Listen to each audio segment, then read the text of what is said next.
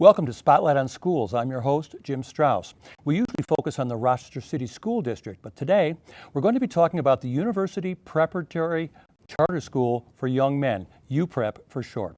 It is a public charter school. It received its charter from the State University of New York. It is not part of the Rochester City School District. My guest is Joe Muno.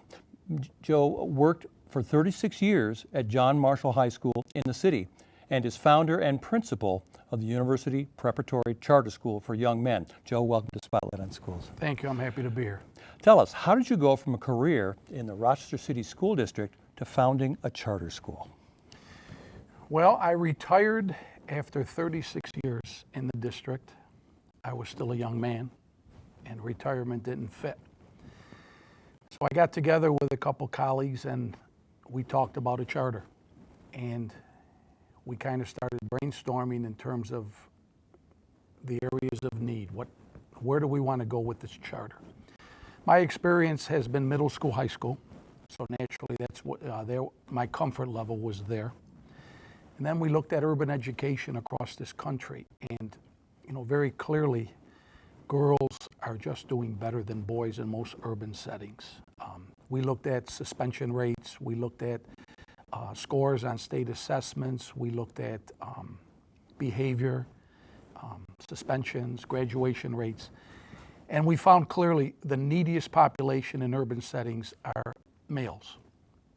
So we decided let's do an all-boys initiative. And that kind of got us going. Mm-hmm. So we found where we want to go, and then we began the work. And it took us a long time to brainstorm where we were going, and finally I says, just give me this thing and let me write it. So I got a friend of mine who has become my administrative assistant now, and we went ahead, I rolled my sleeves up and we started writing this application. We worked literally day and night for probably 2 months, and I came up with an application. We had a very small board at the time. We got our audience with SUNY, with the State University, of the Charter Institute, and we presented our package. To my surprise, they said it wasn't bad, but they asked us to pull it, and they made recommendations on what we needed to do to get it approved. With that said, one of the main things we needed to do was to get a very good board. They're interested in someone very strong in finance. They're interested in good people with educational backgrounds, and they're interested in community people. So the first thing I did was surround myself with all of those people. Then we all got together and made all the necessary corrections instructionally and operationally. And the next time out, we were approved. Okay. So it was kind of it was a challenge, but it was a very interesting challenge. It was just a great process to go through. Mm-hmm. Now, as you prepared this, you drew on a lot of experience. You told me just prior to the show that you've had a lot of experience at a lot of different levels. Can you briefly state those experiences? I came up the system in the district. I was a teacher, special education teacher. Mm. From there, I went into the administrative field. I was special ed coordinator. I was a dean of students. I was something called director of center services. I was an assistant principal. I was the longtime football coach and lacrosse coach at Marshall High School. Then my last 6 years of my career, I was the principal. But doing all of those jobs and in a sense coming up from the ground floor and just working the system, the administrative system, it really helped me to put the whole package together. Mm-hmm. And it helps me to run the charter school now since I don't have a central office. Mm-hmm. I have me. Mm-hmm. One of the things about charter schools is that you have a lot more freedom to move quickly, to have some flexibility. Any other advantages that you can see as a charter school? Yeah. With that flexibility comes the ability to make decisions quickly. Mm-hmm. There's not a lot of red tape. There's not a lot of approvals that have to take place as in a big district like the city. Mm-hmm. As we make decisions, I meet with teachers, I meet with my director of instruction, my assistant principal of instruction. We figure out what are the best strategies to work with the boys, what we need to do to make it better, and we just do it. I make the final decision, and the resources are there, and we do it. One example that I heard about was ninth grade. This is the first year you've had ninth graders. Yes. And you saw that a number of those ninth graders, it looked like at mid-year they were not going to pass their state exams. And so you pulled the string pretty quickly on a pretty neat program. Would you tell us about that? Yeah, what we're doing, we've been plugging away all year.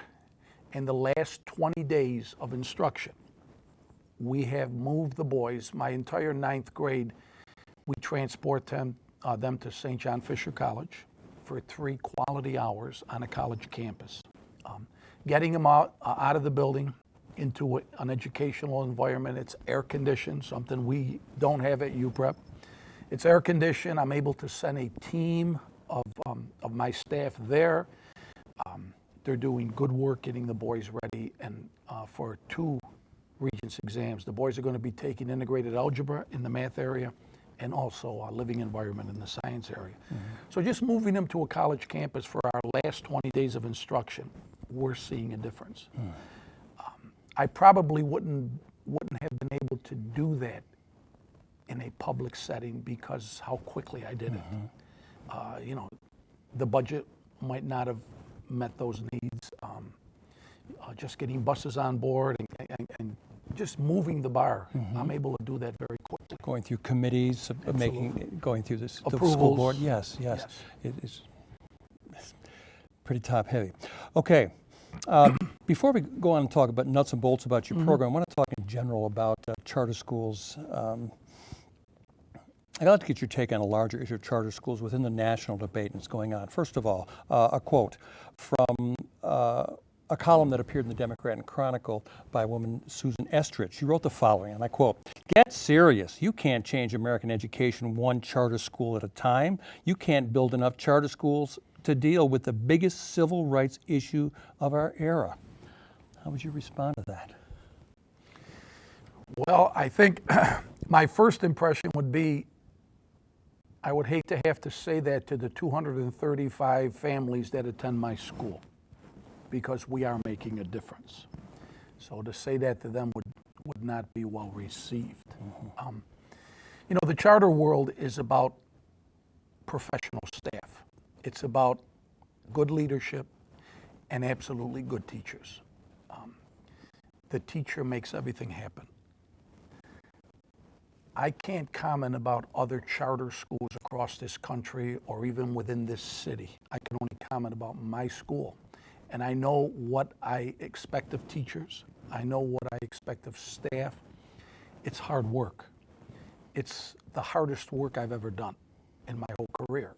So it's a matter of getting people to understand that if you want to work in this school, you're going to work very hard, and you're also going to be held accountable for what you do. Okay, I want to take a break right now. We'll come back and we'll talk more about Uprep. Please stay tuned.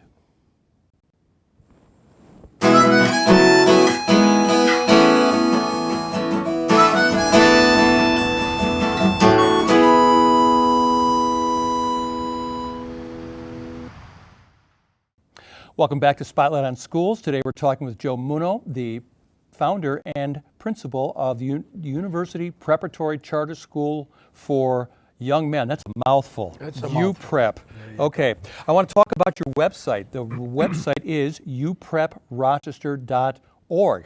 Now, when I went there, on the top right, there's a visual cycle through 5 areas that they talk about. 1, college prep, inquiry-based learning, mentoring, rigorous curriculum, and finally career development. Let's start with curriculum. Is it more rigorous than that of the Rochester City School District, would you say? We believe it is. The boys are absolutely held accountable for their work every day. One of the policies we have homework every day, Monday through Friday. Mm-hmm.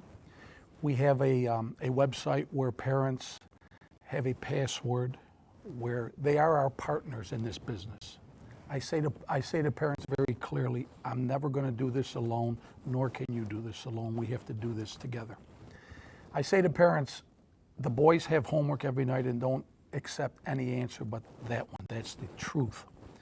So we have a website that they can go to where they press in a code and they're able to view their son's homework every night by course. So all of the boys are held accountable for all of the work that they do. In the area of literacy, which, the two focuses in this state and across this country are literacy and math, especially at the middle school. In the areas of literacy, our boys write every day. We have a period of reading every day. We have benchmarks. We have done this year, we've done 4 benchmarks leading up to the state assessment. Teachers very clearly, from day one, know exactly where the boys are at in terms of levels of learning. We put in place strategies. A benchmark is given. We evaluate that benchmark. Who's improved, who hasn't, why haven't they, what do we need to change? The business is about one boy at a time. And with that said, you can hold kids accountable for their work, and we have to. You can't let boys slip through the cracks, because those that are the neediest usually slip through the cracks by either being very quiet or being very disruptive, and find other ways to get attention or to hide. At Uprep, it's one boy at a time. We have a plan for each of the boys that goes to school there, and I insist that parents be a part of that plan. So it's very important. I believe we are more rigorous simply by the fact we're holding boys and families accountable for what we expect them to do. Mm-hmm. So the curriculum would be probably the same curriculum. I'm assuming it aligns with the New York State standards. It aligns with the New York State standards. Something called inquiry-based doesn't mean hands-on. Okay, that was going to be my next question. It doesn't mean hands-on. Inquiry-based learning, we want the boys to discover. One of my pet peeves in opening this charter, back in my old career, especially when I had the hat of the football coach, I would do whatever I needed to do to make sure some of my players were able to get into a college. They would wind up going to school and coming back home within a month. And every one of them, when I would see them, I would say, "Why are you home? What happened?" And they all said the same thing. "Oh, coach, no one would help me." And I would say to them, "I told you no one's going to help you." One of my focuses at Uprep is to create those survival skills, those skills needed to be a college student and to survive as a college student. We, in urban education, the big thing is graduation rate, and we do everything humanly possible to make sure that they graduate. But are they ready to do something? That's my pet peeve. Mm-hmm. So one of the focuses at Uprep is to make sure that our boys have the skills needed to be successful college students. Mm-hmm. With that said, the way we teach is they need to discover, rather than rote learning where, in math, you put a problem up on the board and this is the way you do it, and the teacher just goes on and on and on. We say to the boys, let's figure out how we're going to get to the answer. How do we do this? It's a discovery. In everything we do, every class they go to, I expect the boys to discover. I expect the boys to work together in teams, not all the time, to work together in teams, to discover, to brainstorm, and figure out how to do things, how to come up with the right answer. Inquiry-based is about thinking, becoming a real thinker, a problem solver, someone who's going to really, really embrace learning. That takes time. Mm-hmm.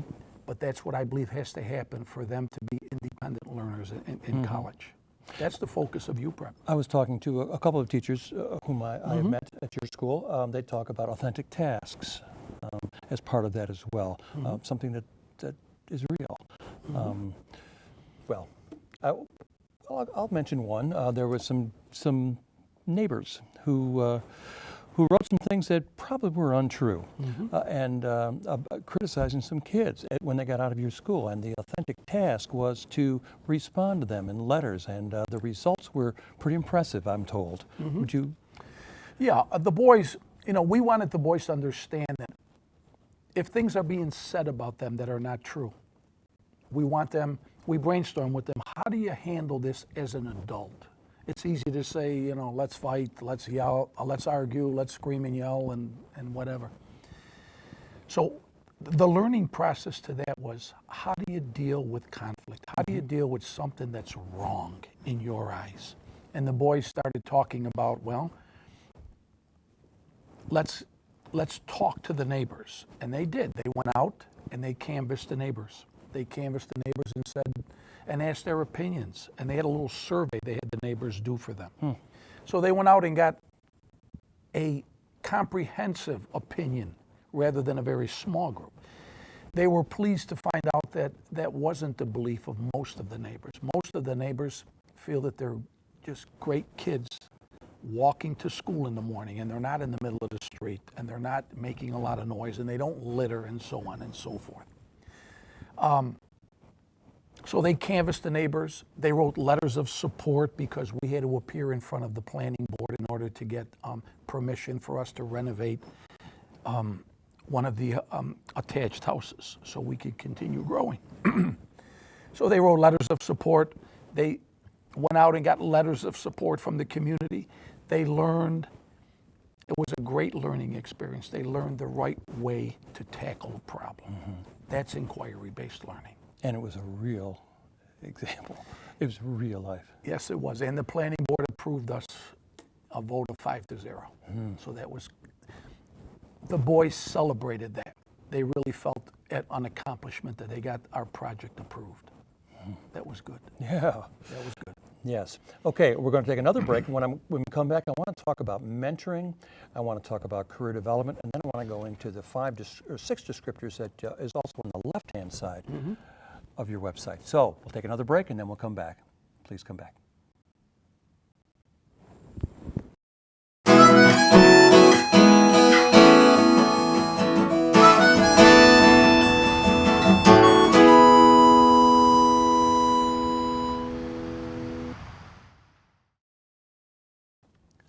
Welcome back to Spotlight on Schools. We're talking with Joe Muno, who is a principal of the University Preparatory Charter School for Young Men, Uprep. We're talking about some of the beliefs. We talked about a bunch of them in the previous. I want to talk about, in this segment, how you involve mentoring with your kids. One of the focuses of our school, my goal is to bring in as many professionals from the community into school, and for my boys to go out into the community to network with successful adults.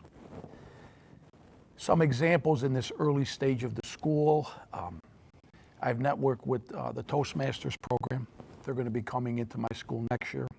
The Pillars of Hope come into my school on a monthly basis. What's that? Pillars of Hope, it's a group of professional men in the community who come in and they work with 2 of my squads where they meet with the boys for about an hour. And they just talk about being young men. They talk about careers. They talk about making good decisions. They talk about what it takes to be a successful man. They're great role models. So they come in. We go out once a month. We have a community service piece that I absolutely believe in.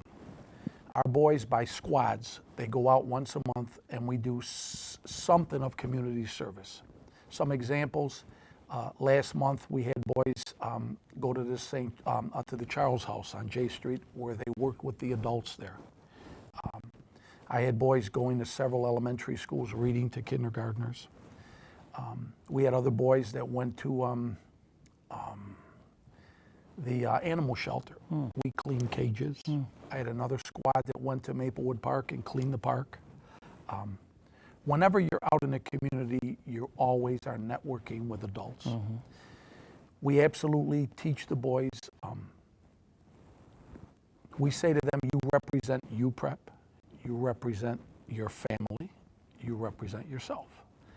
And we're constantly stressing to them the proper way to talk to adults, to meet adults, to speak with adults.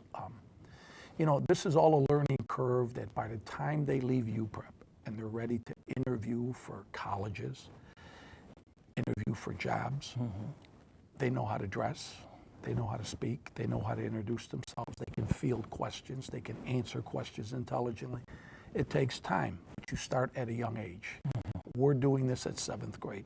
To me, this is a very powerful piece, and it's a very important piece of our school. So that folds into the career development part as well. Yes, it does. When guests come into Uprep, as guests walk down the hall with me, if a student walks by that guest, they usually shake their hand and introduce themselves. That's good stuff. These are things that we should never take for granted. There's a learning curve there, and it's important. So we take nothing for granted at Uprep. We want the boys to just present themselves very well. Okay, let's move to the left-hand side of your website. It lists 6 descriptors, and here they are. Small school with personalized attention. It mentions young men. Teachers and administrators will be held accountable. Students will play sports and engage in extracurricular activities. You expect parents and guardians to be actively involved. You've already talked about that. And it says you will max out at 450 students in grades 7 through 12. Let's talk about the small school part. Tell us how many students so far you have at each grade level. Right now you're 7, 8, and 9. Right now we're 7, 8, 9. I have 72 at 7th grade. We have a large 8th grade class, 102 at 8th grade, and 63 at 9th grade. Okay. And you plan to extend to 10th grade this coming year. We're taking in 60 new 7th graders. So we grow from beneath. Backfill, I think, is the term you used. Yes. Okay. And so you're on pace to hit that 450? Yes. In 7 through 12? Yes, we are. Okay. You say you're a small school. Do you also commit to small class sizes? Our class sizes range somewhere between 20 to 25. Okay. I believe that's the most I would want in a class. Even in our inclusion classrooms, where I have 2 teachers, I want to stay somewhere between 20 and 25 boys. When you say inclusion, that's including special ed kids? Yes. Okay. Yes. Okay. Let's move on then. Talking about just males, now I understand your reasoning for addressing those kids. I have a question that's sort of connected to that. How have you been able to reach these males in ways that wouldn't be as easily done in co-educational classes, particularly issues that apply to males? Well, and don't get me wrong when I say not having girls has brought out the best in boys. I find in the academic world, in our classrooms, the boys are engaging. They work in groups.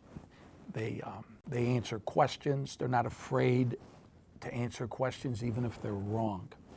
In my old career, what I found with young ladies in the room, boys would either become very quiet because they were afraid to say anything, or they would get very loud and crazy to be cool, to be the hit of the classroom. That's kind of gone at Uprep because there's no one to impress. They're all boys. They're very engaging. They all contribute to the discussions. They're not afraid to say what's on their mind. The other piece I see it so much is, and I believe in the whole child, I really do. I don't believe, with an all-boys school, you have to have a very strong extracurricular activities program. Yeah, that was on my list. Our sports are very, very strong, and I believe in the music program. The boys, urban boys, love to sing and dance. They love music. This year I brought in a music teacher, and I've watched our boys sing and dance and perform, and I am so impressed with the talent that we have at Uprep. There's a video of your music program on your website. Yes, there is. Yes, there is. Also, sports. You have a boxing program. I don't think Yes. anyone else in the city has participating No. at a high school level. And we're also New York State sanctioned, so we can conduct New York State bouts. So we're a sanctioned boxing program. In the fall, we play soccer and football. In the winter, we have basketball and the boxing program. And in the spring, we have baseball and track. And next year, I'm adding lacrosse. Next year will be very challenging. I believe we need to challenge our young men, not only in the classroom, but on the athletic field. Next year, I'll be playing varsity football and varsity basketball with just 10th graders. With 9th and 10th graders? Yes. Wow. All right, we're getting down to almost being out of time. Let me jump ahead. You retired from a public school system. You work in a charter school. What do you tell a parent or guardian of a young person, male or female, who wonders what educational path to take? Well, I tell them about Uprep. I honestly tell them about Uprep. You know, every mom and every dad in America wants their child in a safe place. Priority one before anything else. I say to them, Uprep is a safe place. We will make sure that your son is safe. In the 2 years we've been open, it has been a safe place. There's no fighting at Uprep. There's very few suspensions. Everyone is taken care of. I mean, that's the biggest selling point with a parent of a 7th grader, a little boy. He's 11 and 12 years old, coming out of a very safe and nurturing elementary school. Mm-hmm. They need to be safe. After that, it's a matter of what my plans are for your son, what I want him to be, what I envision to happen to him by the time he's a senior. And I say to folks, college is, right now as a 7th grader, college should be a goal of everybody. But I'm a realist. I know everyone isn't going to go to college. By the time my boys are 10th and 11th grade, I think there's going to be a group of boys that we know college is not going to be in the cards. Then it's a matter of shifting gears, and now we get them ready for the world of work. Mm-hmm. And the biggest learning curve there is not so much getting them a job, teaching them the survival skills to keep a job. That's the big piece I think that happens in urban communities. They just don't have, young men in urban settings don't have the skills, the know-how to not only get a job, but to keep that job. Workplace ethics, very important. Okay, we are out of time. I thank you for joining us, and best of luck as you Thank go you. on. Thank you. All right, we've been talking to Joe Muno, founder and principal of Uprep, the University Preparatory Charter School for Young Men. Tune in next month for another episode of Spotlight on Schools. Good night.